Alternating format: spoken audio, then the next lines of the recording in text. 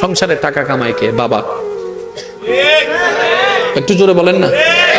তো অনেকের তো ছোট অবস্থায় বাবা মারা গেছে, অনেকের তো ছোট অবস্থায়, আপনাদের এখানে যায়নি? আমরা জানি কামানেওয়ালা বাবা হয়, তো বাবা তো মারা গেছে, ছোট বাচ্চা কই? ছেলে তো উপবাস নাই, বউ তো উপবাস নাই, কোনো না কোনো ভাবে আল্লাহ বলে যে কোনো না কোনো ভাবে না, খাওয়াই তো আমি আল্লাহ, আনার রাজ্জাক, আমিই তো রিজিক দাতা। ও বান্দা, তুই খাওয়া নিয়ে এত টেনশন করস কেন? তুই যখন মায়ের পেটে ছিলি আমি রবি তো তোরে খাওয়াইছি। ও বান্দা, তুই যখন মায়ের পেটে ছিলি আমি রবি তোকে যত্ন নিয়েছি। তোর চোখ আমি একসাথে দিই নাই, চোখ দিয়েছি, কান দিয়েছি, নাক দিয়েছি, ঠোঁট দিয়েছি, দাঁত দিয়েছি, আবার দিয়ে এমন করে দিই নাই, ঠোঁটটাকে যতটুক দরকার ঠোঁট অতটুক দিয়েছি, নাকটাকে যতটুক দরকার অতটুক দিয়েছি, চোখটাকে যতটুক দরকার ততটুক দিয়েছি। বান্দা, যেভাবে দুনিয়াতে আসলে তোকে দেখে সবাই কপালে মুখে চুমে দিবে আদর করে, ঠিক ওই গঠনটা আমি রব দিয়েছি। আর তোর দেহের একটা নিঃশ্বাসকে আমি আল্লাহ এক সেকেন্ডের জন্য বন্ধ হতে দিই নাই। যদিও তুই মায়ের পেটের ভিতরে পানির ভিতরে ছিলি, সেখানের ভিতরে আমি আল্লাহ রহমত দিয়ে নিঃশ্বাসের ব্যবস্থা করে দিয়েছি। আমি রব আছি, তো তোর টেনশন কি? তোর টেনশন থাকার দরকার নেই। তুই শুধু একটা কাজ কর, দুনিয়াকে দুনিয়ার বুঝ দে, তোর মনটাকে আমাকে দিয়ে দে।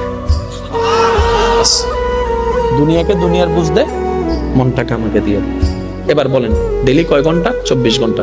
24 ঘন্টায় কয় ওয়াক্ত নামাজ? 5 ওয়াক্ত। ফজরের নামাজ কয় রাকাত? 4 রাকাত। এই 4 রাকাত পড়তে বেশি থেকে বেশি কয় মিনিট লাগবে? 10 মিনিট। আপনি যদি 5 ওয়াক্ত নামাজের হিসাব ধরেন, ধরলাম 2 ঘন্টা। কয় ঘন্টা? তাহলে 24 ঘন্টা থেকে আমরা যদি 2 ঘন্টা মাইনাস দিই, বাকি থাকে কয় ঘন্টা? 22 ঘন্টা। এবার 22 ঘন্টার ভিতরে আমাদের ঘুম কয় ঘন্টা? 6 ঘন্টা, 7 ঘন্টা, 8 ঘন্টা, যে কোনো ধরেন না। এবার আল্লাহ যদি বলতেন 24 ঘন্টা আমার ইবাদত কর, সংসার চালাইতাম কেমনে? ইনকাম করতাম কেমনে? চাকরি করতাম কেমনে? বসরে বুঝ দিতাম কেমনে? ব্যবসা করতাম কেমনে? ক্রেতার সাথে কথা বলতাম কেমনে? জিনিস কিনতাম কিভাবে? আমাদের জীবনটা একদম গোছানো থাকতো না, অগোছালো হয়ে যেত। রব বলছে, বান্দারে 24টা ঘন্টার মধ্যে 2টা ঘন্টা আমাকে দে, 2টা ঘন্টা আমাকে দে, যা 22 ঘন্টা আমি তোরে দিলাম। তাহলে যেই রব, যেই মালিক নিজের জন্য মাত্র 2টা ঘন্টা চাচ্ছে, 22 ঘন্টা আমাদেরকে দিয়ে দিয়েছে। আর দুনিয়ার মালিক কি বলবে? 2 ঘন্টা তোমারে দিলাম, 22 ঘন্টা আমাকে ডিউটি করো। খাও না খাও আমি জানি না, ঘুমা কোথাও আমি জানি না, আমার কাজ আমাকে বুঝাই দিতে হবে। যদি দিতে না পারি 1000 কথা তো শোনাবে, স্যালারি থেকে বেতন কেটে ফেলবে, ওয়ার্নিং দিবে।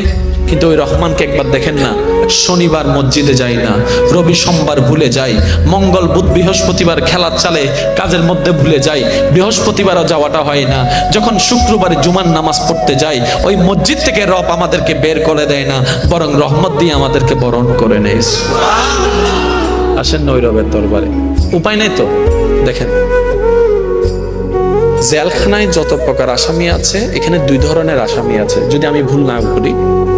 একটা হচ্ছে পুলিশের হাতে অ্যারেস্ট হওয়া আসামি, আর একটা হচ্ছে আত্মসমর্পণকারী আসামি। 2 ধরনের আসামি আছে। একটা হচ্ছে পুলিশ অ্যারেস্ট করে নিয়ে গেছে, আর একটা হচ্ছে যে আসামি নিজে থেকে ভুল বুঝতে পারে, আত্মসমর্পণ করেছে। আমি আপনাদের কাছে একটা প্রশ্ন করি, দুজনেই অপরাধী, সাজা কাটটা বেশি হবে? আপনারা বলেন না। যে পুলিশের হাতে গ্রেফতার হয়েছে, পুলিশ যাকে কষ্ট করে ধরে নিয়েছে, তারই সাজা বেশি হবে। সাজা কার কম হবে? যে নিজের থেকে আত্মসমর্পণ করেছে। ঠিক আছে? ঠিক এই বিষয়টাও এখানে এরকম। আল্লাহ পাক বলে, হে আমার বান্দা, আজরাইল এসে তোমাকে অ্যারেস্ট করে আমার কাছে নিয়ে আসার আগে তওবার মাধ্যমে তুমি আত্মসমর্পণ করে আমার কাছে যদি চলে আসো, ইন্নাল্লাহা ইয়াগফিরুজ যুনুবা জামিয়া, দুনিয়ার আদালতে তো তোমাকে কিছুটা হলো আযাব দিবে, সাজা দিবে। আমি আল্লাহ তোমাকে একটা তওবা যদি কবুল হয়ে যায়, সারা জীবনের গুনাহ মাফ করে দিব। সুবহানাল্লাহ।